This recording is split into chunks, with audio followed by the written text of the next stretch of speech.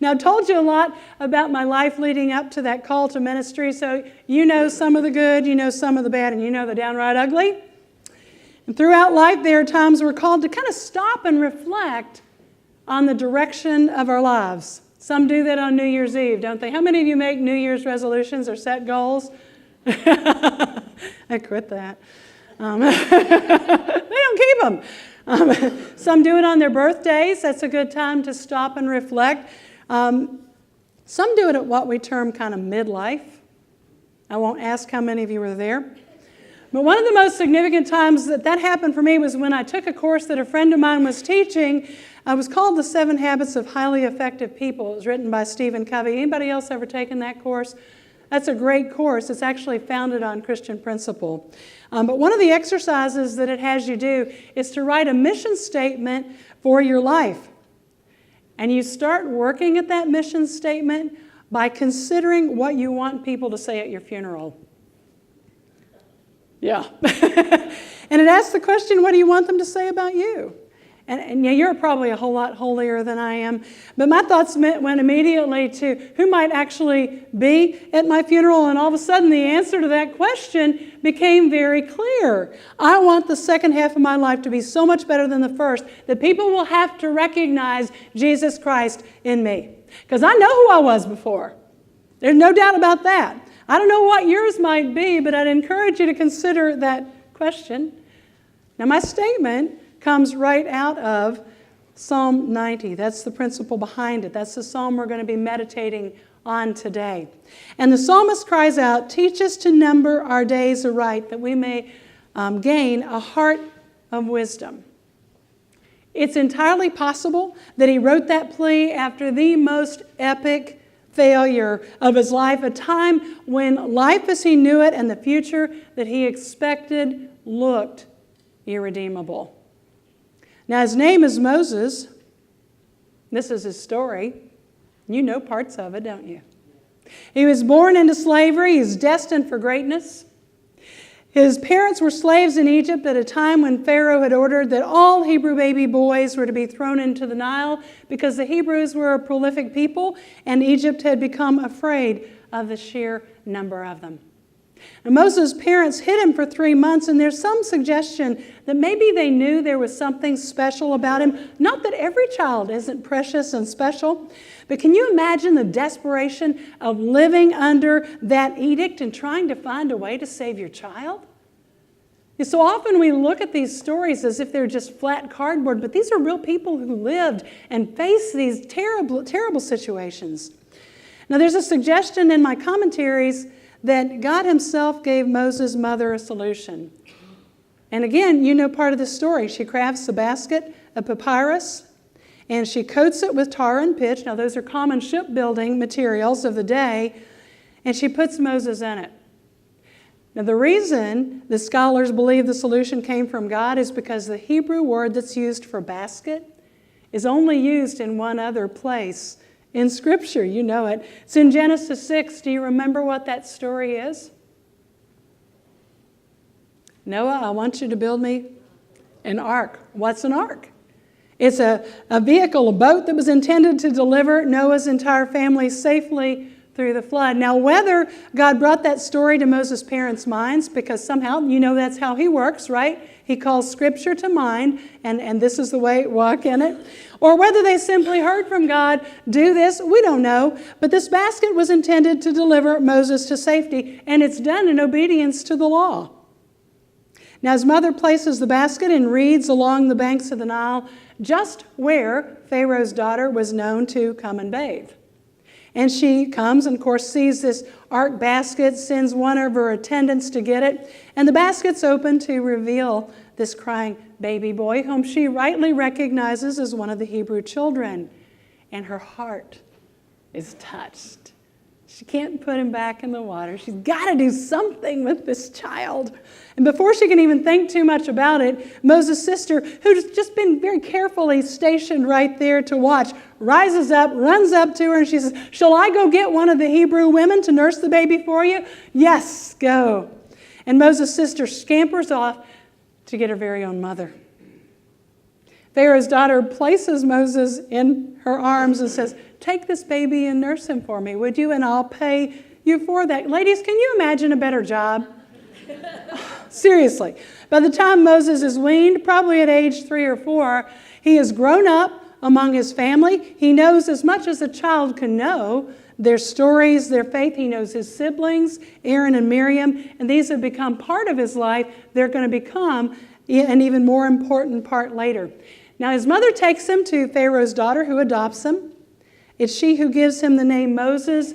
The Egyptian means I drew him out of the water.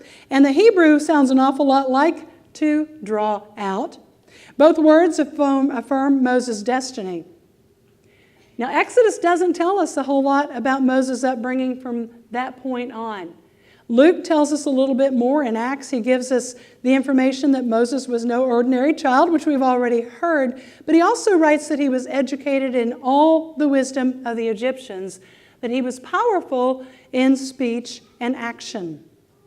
Now, the wisdom of the Egyptians is going to be necessary later on in Moses' life, isn't it?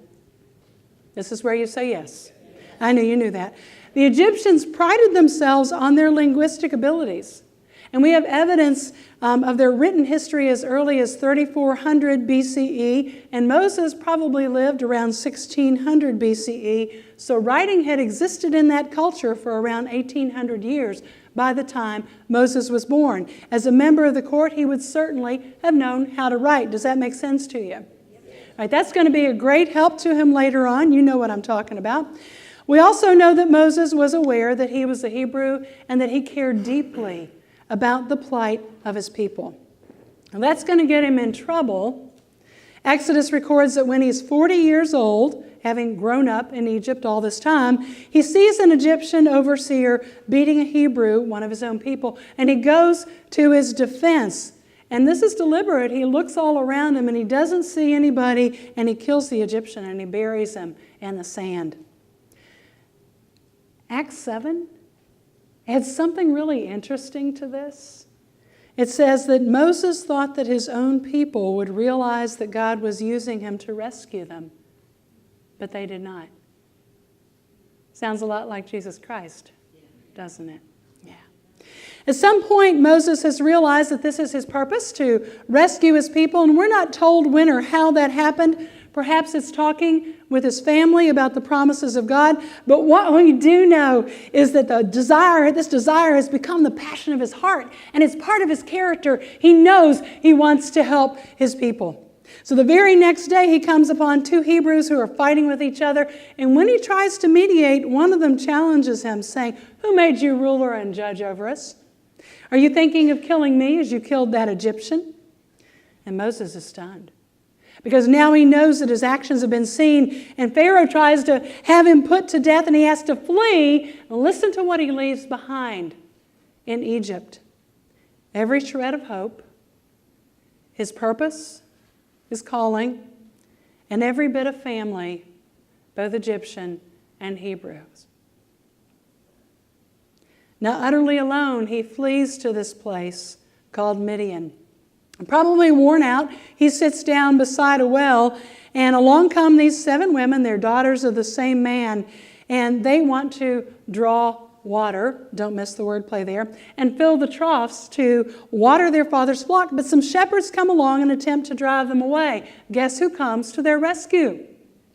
Yeah, you know that answer, right? Okay, thank you. Remember, that's his character. That's his passion. This is who he is. He is a rescuer at heart. They take him home. They introduce him to Dad, whose name is Reuel. He's also a priest. Now, Reuel is also called Jethro in places. Jethro is most likely a title, meaning his excellency. Reuel means friend of God. Yeah. Now, I was curious who God is to the Midianites, so I went looking. And as it turns out, Midian is this dry, desolate place. Total contrast to where Moses lived along the Nile. Midian was populated by a son of Keturah. How many Old Testament scholars do I have here? You'll recognize that name. I need to fix that. If you're an Old Testament scholar, you'll recognize that's the name of Abraham's second wife. He has 6 sons by her, and because Abraham doesn't want any threat to his son Isaac's future, right before his death, he gives wealth to each one of her sons, and he sends them off to the eastern parts of the land, part of which is Midian. But they carry with them, because they've grown up in Abraham's house, they carry with them the knowledge of who this God is.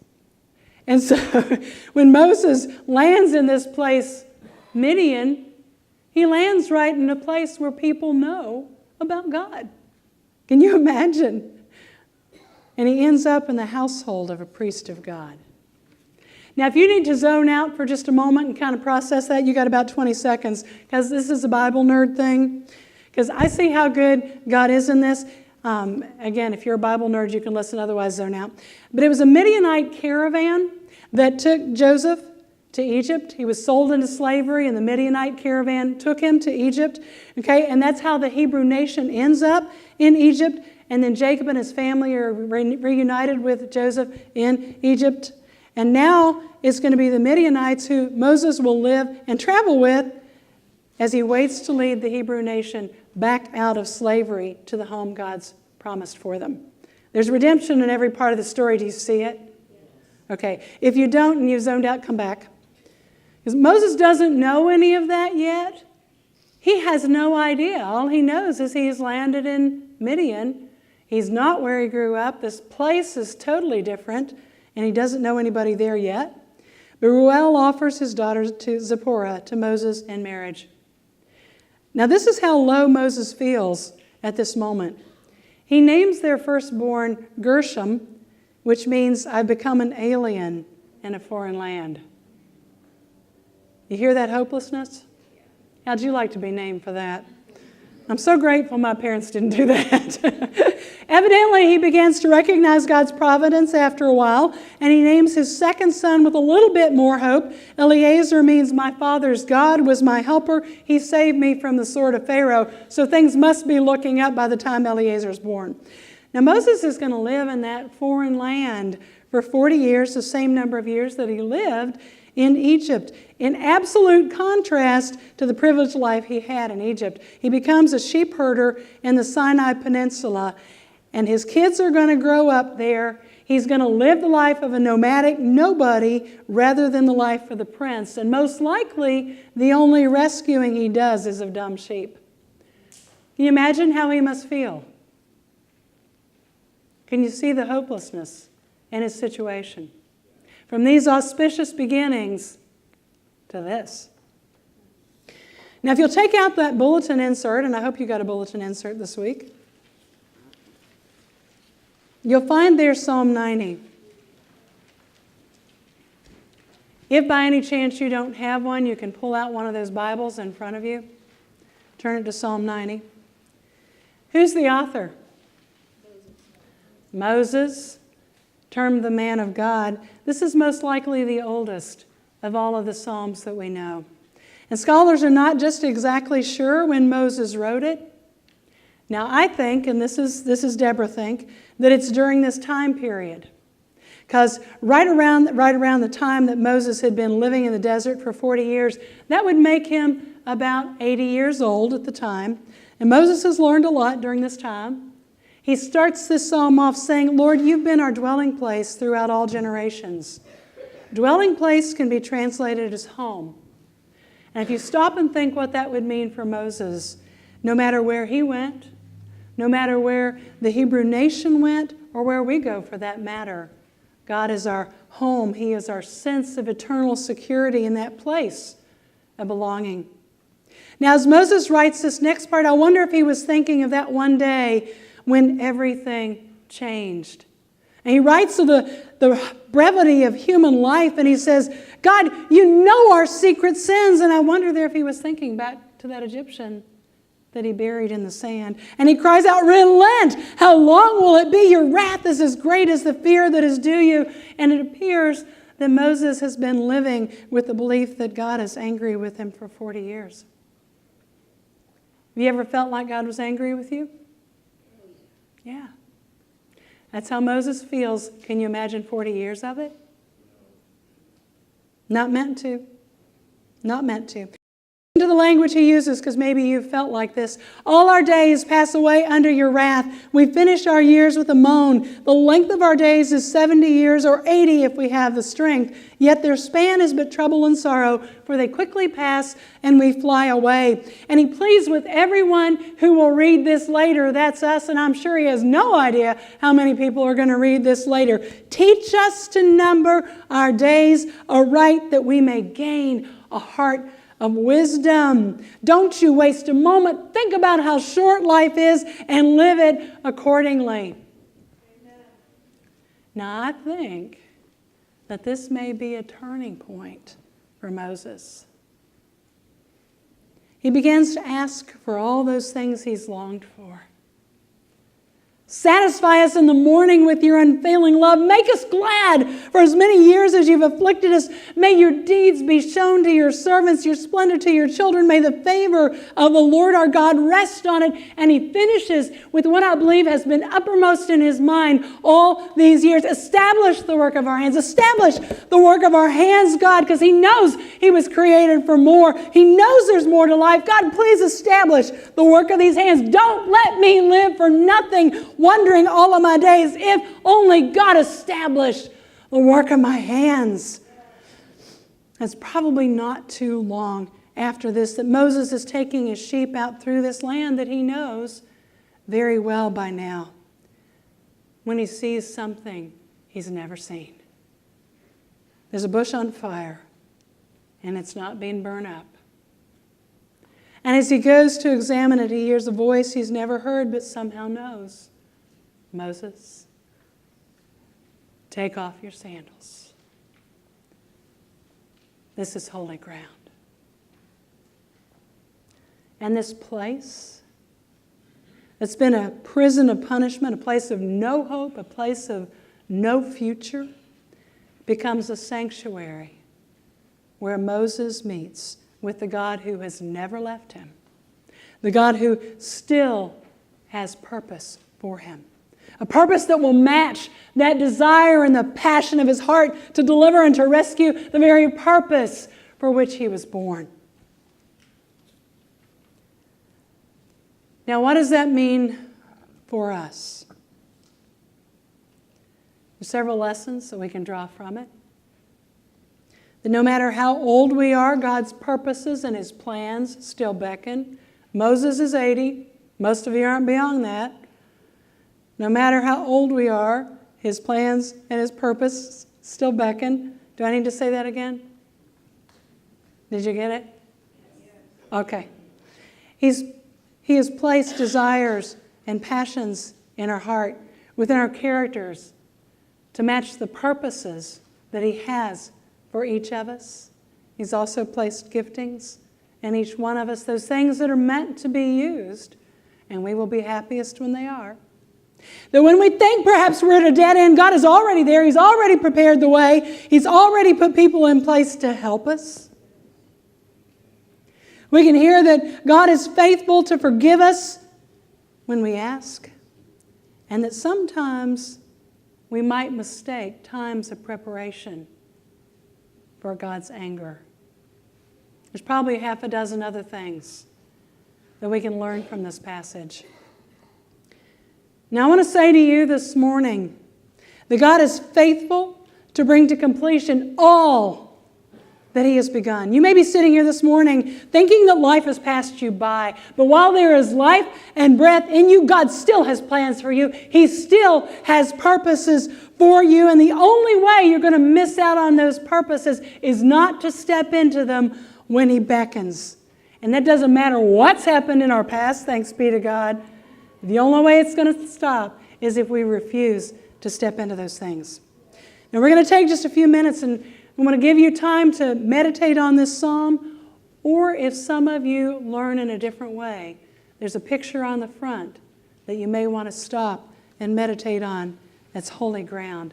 Let's take a few moments to consider Moses' story. Angie's going to come. She's going to sing for us. So you spend this time with God. This is holy ground.